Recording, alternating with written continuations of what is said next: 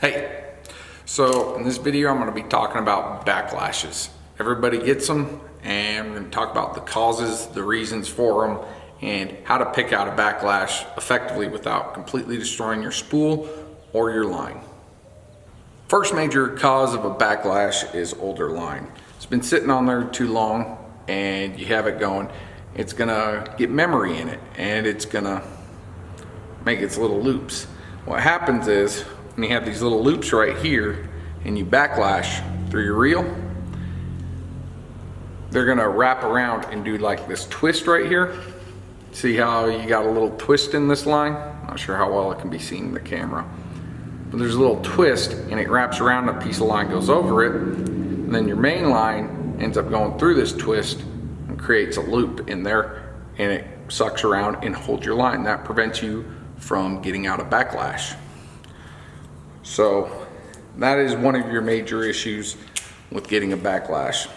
And depending on when you get your backlash, whether it's at the end of your cast, in the middle of your cast, or the beginning of your cast, it's going to be due to one of the three things. It's going to be to your spool tension. Normally, spool tension, if you're getting a backlash towards the end of your cast, spool tension's incorrect. If you're getting a backlash in the middle of your cast, it's going to be your brake. And then your other mode of controlling is your thumb. And this is going to be fine tuning in between different casts you make. So a little light pressure can also help you prevent that when you're making different casts for however your BaitCaster is set up. So we'll get into a backlash and show you how to get it out.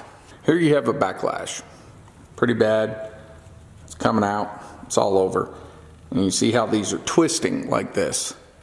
This is your issue because it twists like this and your line ends up through this, and then it lays over on its line. Get that in frame.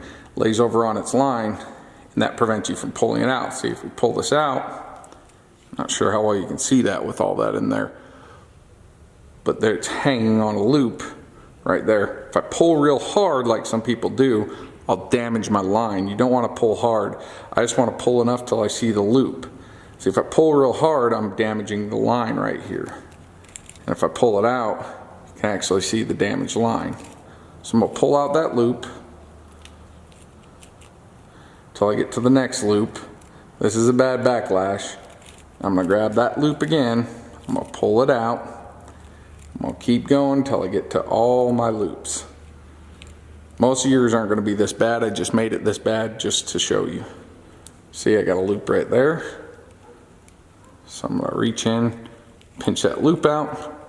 See, it's wrapped around. You can see how I've damaged my line because I've pulled real hard. And I'm going to go in, look for my next loop, and I'm going to repeat. I'm going to just keep repeating this process until I've combed out all my loopy loops. Alright, we're gonna go fast forward on this. See, this one's a loop within a loop right here. Let's see if you can't see it.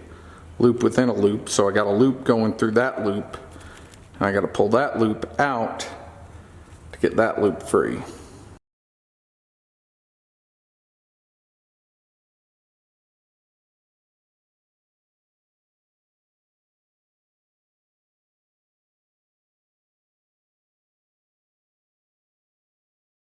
I've got quite a bit out now, but see, it's a bad bird nest. So all we're doing is just continuing.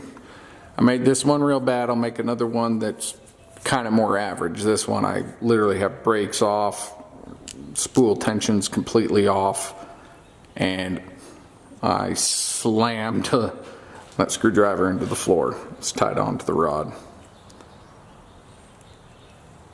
So we're going to just keep continuing on our loops. Now you can see on this one that's real bad, there's a loop ball right here. So it's stopping here at this loop ball. You can see I got line going through different loops right here. I got to get them off and clear of that. This one, since it was so bad, took a while, but as you can see, we're gotten down to where it begins to unloop. But all it is just finding these loops.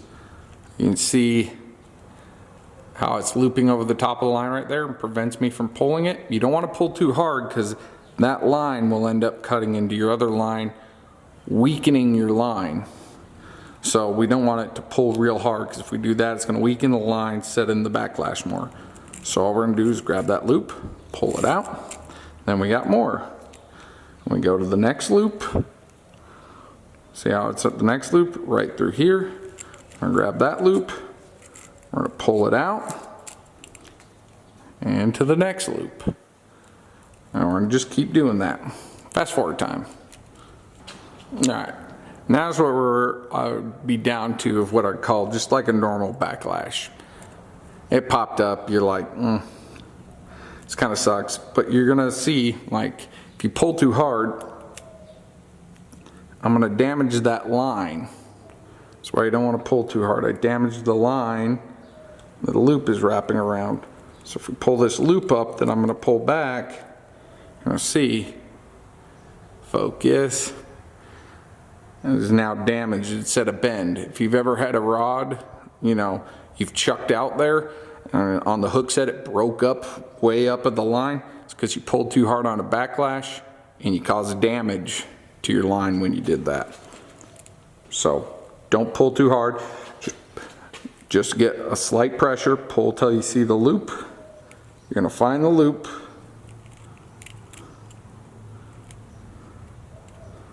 Once we find the loop,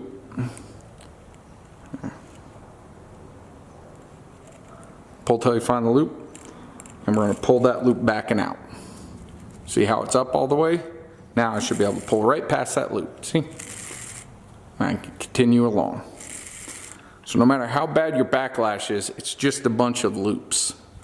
It's just caused by your line being all twirly like this and looping back onto itself, and your main line gets set through the end of the loop.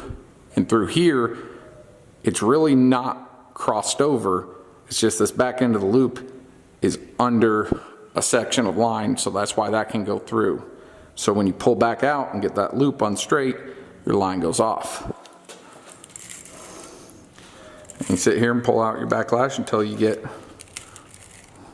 out. And that gnarly backlash that everybody said, you know, you got a bunch of people, just throw away the spool. It's done. It's no longer done. Then you're gonna grip your rod. You'd normally have a rod here. I'm doing this because my rod's hitting the ceiling. But just give it tension when you're reeling it back in. And then you can also feel if you've damaged the line anywhere. And I know this is old line, I'm replacing this, but to show you when I pulled real hard, I damaged the line. Going on to the point, this is one of the spots that I pulled real hard. So see why you don't want to pull real hard. Now this line is kinked over. You see where it had a loop? It kinked over. And it kind of straightened out a little bit more. But that is one of the points. So now, if you were to cast, and this was out more and you set a hook on a big fish, maybe I can't break this with my hand, but that little point that was damaged right there, it's now a weak spot in your line. And you just want to avoid it because it's a kink. I mean, your line doesn't go 90 degrees. It's a kink in the line. Don't pull too hard on your backlashes. If you've ever cast it out, set the hook, broke really high up the rod, it was a backlash, you pulled too hard, hit one of the loops, damaged your line. If you're having a lot of problems with backlashes, a lot of the times it's just old line and you can change it out. That backlash was a big bad backlash. That's the worst of the worst. Most of the times when somebody backlashes, they're going to get 1, 2, maybe 3 loops, and you can get it out in under 15 seconds. So I'm going to give this kind of mediocre backlash and show you how quick you can get it out just by getting your loop, pulling it, pulling out, loop, pulling it, pulling out, and you should be done in a second. All right, this is what I call, you know, standard backlash. Not real bad, but still can't pull it out. So you can sit here and pull, it's not coming out. Buttons clicked. But you can see the very top, you see how I have a loop going right over it. See how that loop's moving up there? Right there. That's what's holding my backlash. And all that is, it's just twisted back around on itself. Grab the loop. You're just gonna work it back till you hear it pop. That's it.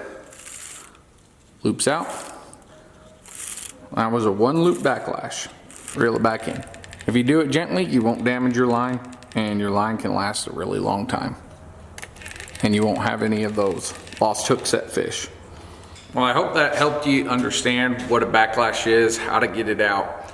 It's never gonna be crossed over enough. You may get loops within loops, and all you gotta do is find out which one is in there. You pull it, move it back a little bit, you'll hear it pop from out from under the line, or it'll go free. Then you can pull this and you're free. That's how you clear a backlash. If you pull too hard, you will damage your line and you're gonna get those hook set breaks. So be gentle when you're clearing a backlash, because you don't want to damage your line and create issues in the future and possibly lose you a fish of a lifetime. I hope this helped you understand what a backlash is and how to get it out. Well, if you guys like this, please like, comment, subscribe, help me out, and more stuff coming out soon. See you later.